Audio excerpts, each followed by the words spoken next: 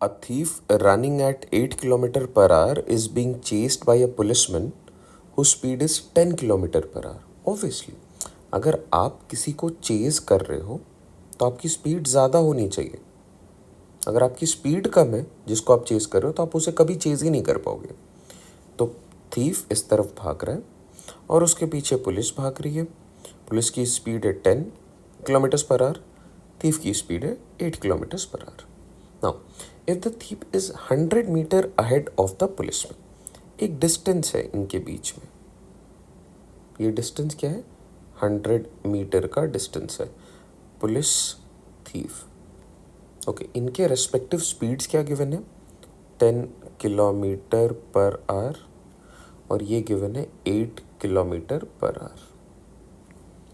Then the time required for the policeman to catch the thief will be how much?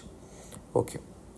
ये जो question है ये arithmetic का question है विच इज़ TSD, टॉपिक का नाम है टाइम, स्पीड एंड डिस्टेंस. और उसमें एक बहुत ही फेमस सा कॉन्सेप्ट है ऑफ चोर पुलिस.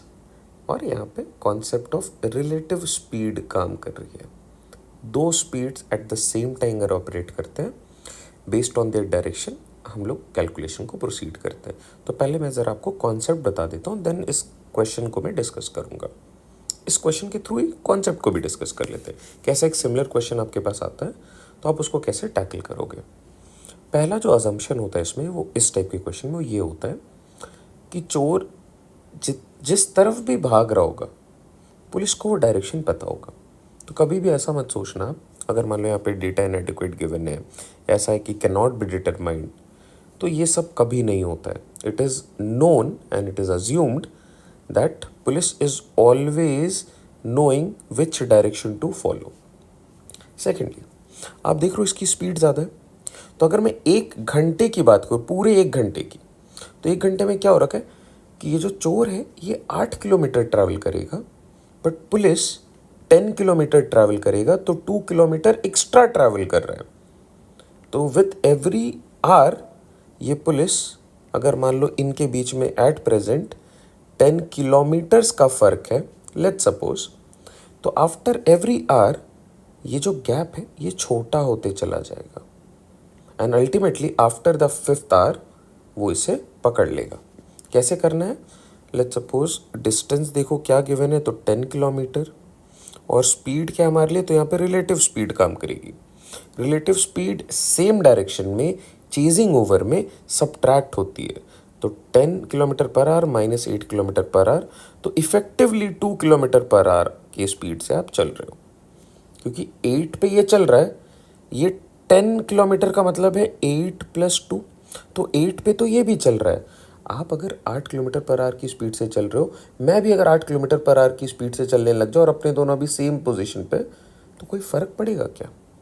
मैं 2 किलोमीटर एक्स्ट्रा चल रहा हूँ ना विथ एवरी आवर, ये समझना था. टाइम क्या लगेगा?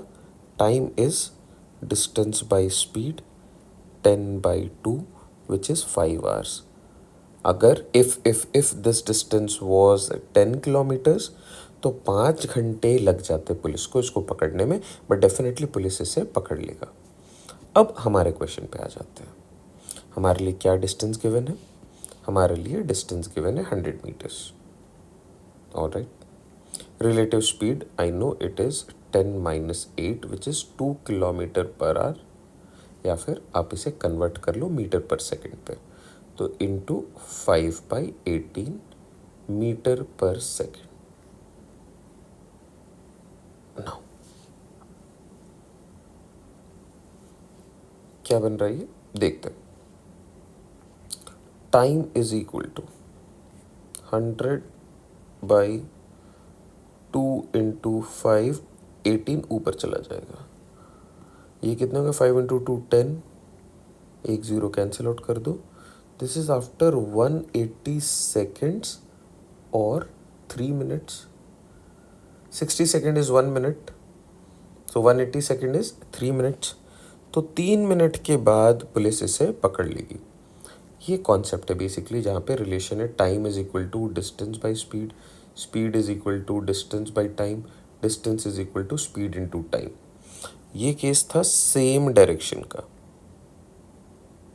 अगर आपसे क्वेश्चन पूछा जाए relative speed in opposite direction, तो उस केस में एक स्पीड्स क्या होते हैं, अगर मान लो पुलिस क्या, दो दोस्त हैं ए और बी, वो लोग एक दूसरे से मिलना चाह रहे हैं, तो ए भी इस तरफ जा रहा है बी की तरफ और बी भी ए की तरफ जा रहा है, तो डायरेक्शन इनका ऑपोजिट है ना, तो डायरेक्शन ऑपोजिट होने पे स्पीड्स ऐड अप हो जाते हैं, और अगर डायरेक्शन सेम है तो स्पीड सबट्रैक्ट या माइनस हो जाते हैं। ये ध्यान रखना है आपको। Also unit conversion is important. यहाँ पे मीटर गिवन है तो आप किलोमीटर पर आवर पे कैलकुलेशन नहीं कर सकते हो, आपको कन्वर्ट करना होगा, और ये बेसिक सा कन्वर्शन है जो आपको ध्यान में रखना है, because most of the question में आपको ये कन्वर्शन करना होता है। All right, I hope this helps.